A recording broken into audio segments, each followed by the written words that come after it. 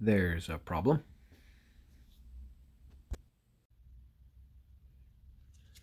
I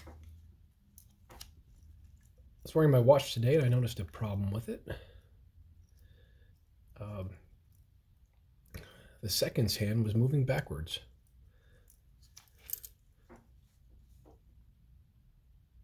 I'll try and see if it does it again. It's ticking fine.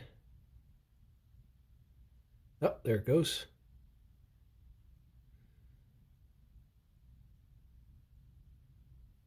And it's only when it's the dial's held vertically. It ticks fine in other positions. So you see it's moving pretty well now.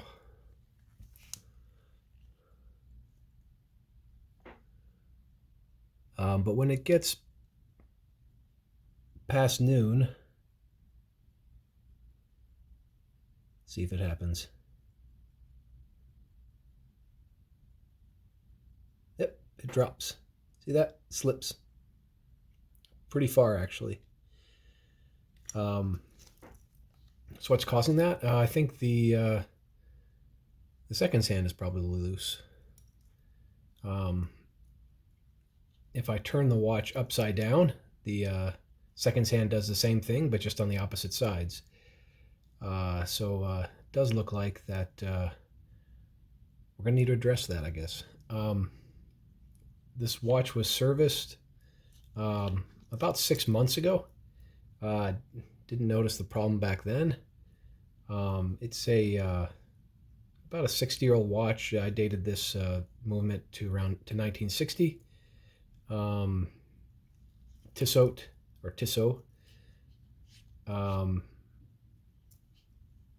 Pretty movement, actually. And did some repairs on it. And I don't wear it too often.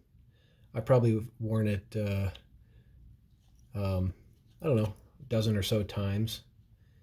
And just noticed this today. Who knows? Maybe it's been like that all along. So let's get started. This is a little bit better view of what's happening with the seconds hand than in that last clip. And what you'll see is it slips backwards while moving up past 6 o'clock, and then it falls downwards as it crosses over noon. Oh, there you go. It just fell. Seconds hand just slipped again. And I guess it gets to a point where the seconds hand gets enough friction with the center pivot that it starts to move again. And I wanted this video to be as much about problem diagnosis as it is about the solution. Takes a while to fix even a minor problem on a watch, and you want to be sure that you're not solving the wrong problem. So now is it the seconds hand's on the other side? Okay, there it goes. It slipped again. So it does slip in both directions that you can see now, and it only does that again in the vertical position. So here's the watch now held upside down, and there, it just fell. So it fell in the opposite direction relative to the dial as it did before. Now the seconds hand will continue, and as it passes over past noon relative to the dial, you'll see it'll fall backwards.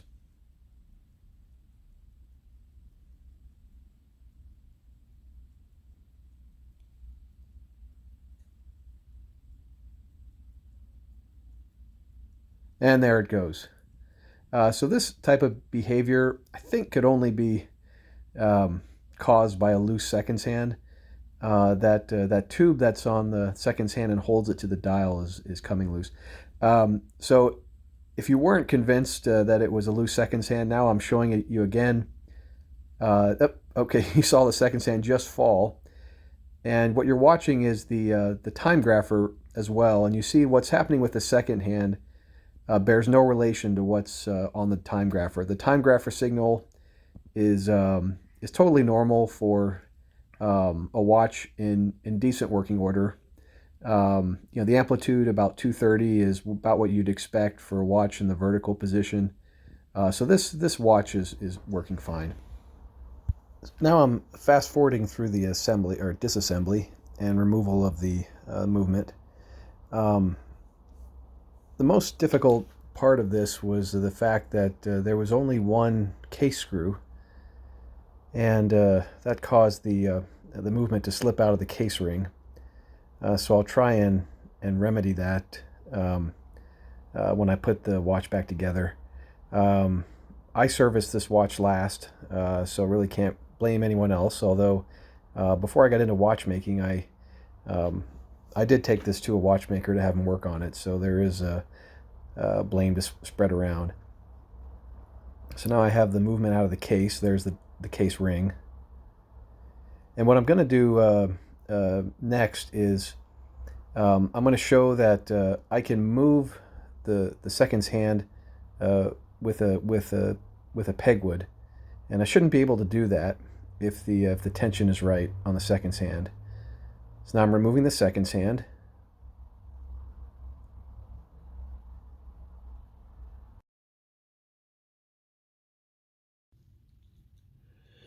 Okay, what I'm showing here is the underside of the seconds hand. You can see there's a tube, and that fits over the seconds hand pivot, or the seconds wheel pivot. And it's come loose over these last 60 years.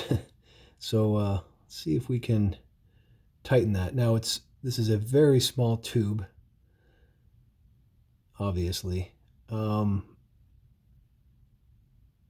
I don't quite know the best method of adjusting these. I haven't tightened one before.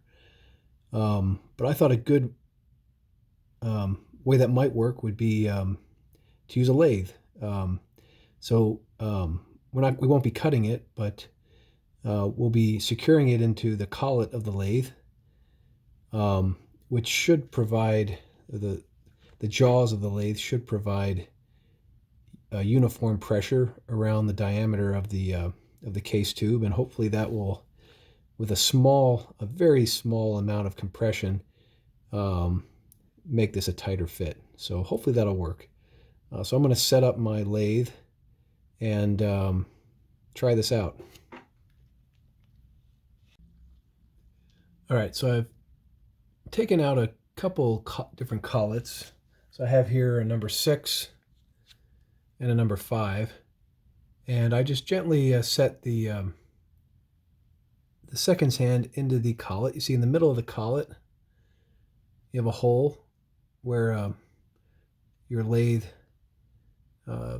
stock would go. So it fit the number 6 easily. For the number 5, it also fit. I was a little surprised, but I guess my calipers are a little bit off. They need to be calibrated. So I'm going to attempt to tighten this using this number 5 collet. I'm going to place the collet into the lathe. So it'll be horizontal now. And put the hand back in the collet just like it is, and then very, very gently tighten it. And as I'm tightening it, I'm going to, again, going extremely slowly and carefully, I'm going to attempt to remove the seconds hand, and there'll be a gradual process of tightening it, checking it, tightening it, checking it, and then checking it again until the second hand feels snug in the lathe collet. And once it feels snug, I'm going to mark the position of the lathe.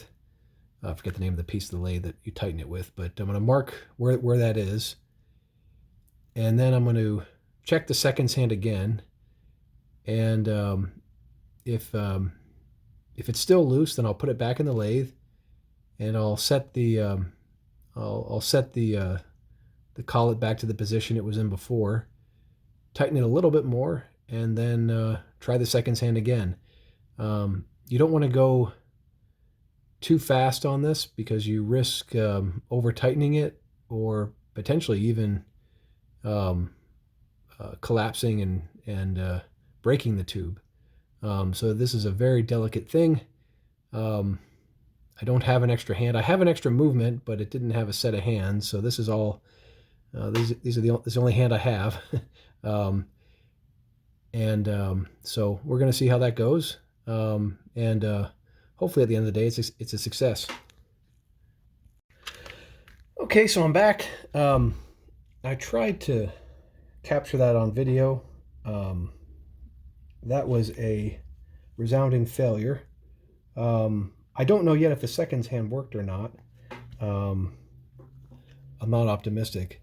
I didn't really have any issues attempting to tighten it. I just had it, couldn't get it on film.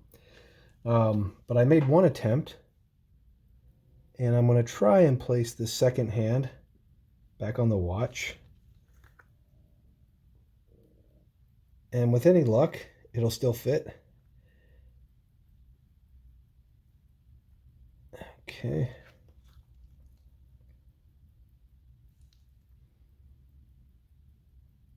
So place the seconds tube over the pivot.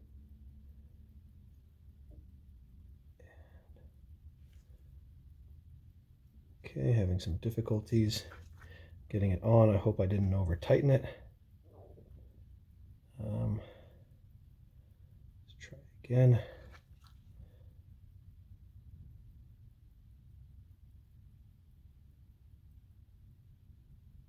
Okay, it does feel tighter, and it's not too big to fit. Okay, so I'm just going to press it on now. So the seconds hand is moving. I'm going to press it on, and let's just hold the watch.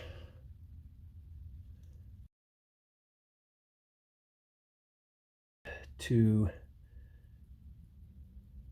pass over noon, and let's see if it slips.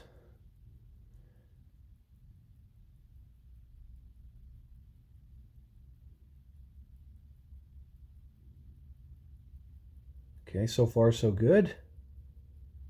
Still ticking. Still moving, I mean. And hold that a bit closer. So now as it passes 6 o'clock, we'll see if it falls backwards at all. So far so good. It's just about passed over. And that looks good. It hasn't fallen.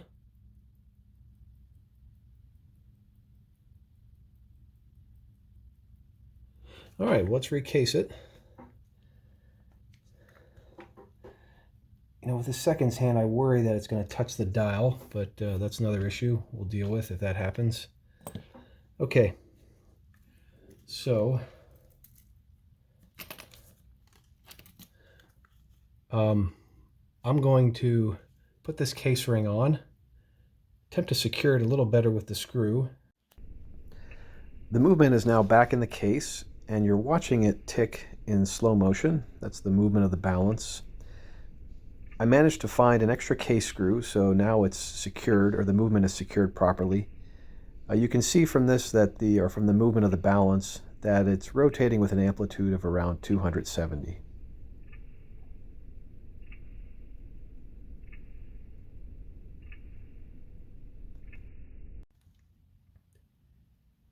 Well, it's a couple of days later. You can see I've made the bed. I've also done the dishes and taken out the trash and done all those things that keep me away from fixing more watches. But it looks like the repair of the seconds hand held. I'm going to hold this close to the camera so you can see it's now ticking. Or the seconds hand is now working.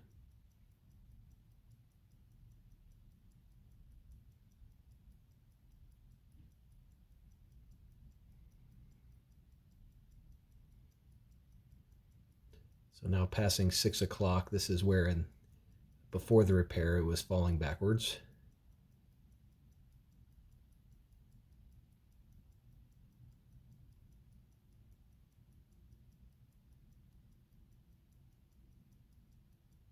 And so that looks good.